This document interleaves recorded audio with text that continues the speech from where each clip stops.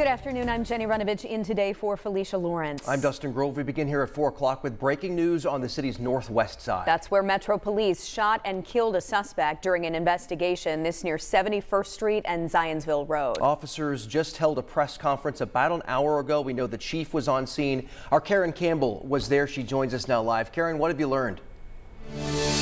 Hey there, Dustin and Jenny. You know, police are investigating two crime scenes here. We are at the final crime scene here on Apollo Drive. This is the location where we are told that an officer fired his weapon, shooting a suspect who they say fired at an officer, but also shot and injured another person about a block away here inside of another home.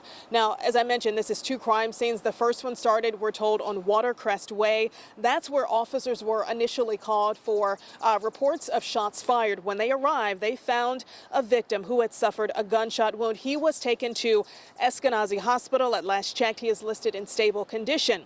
We have learned that one officer then spotted the suspect in the neighborhood, ran up to him yelling "stop" multiple times. We're told, of course, that suspect was running through homes in this area.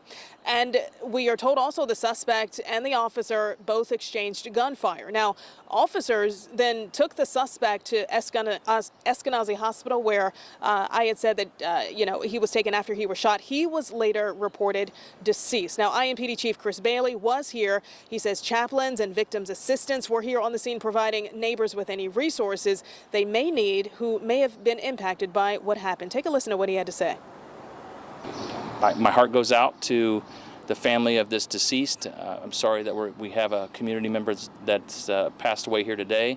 I'm also extremely thankful that our officer was not injured or any civilians were injured as a result of the reckless actions that I've observed in the body-worn camera video. It appears that the suspect fired at our officer first. And there was an exchange there, and unfortunately that suspect is deceased.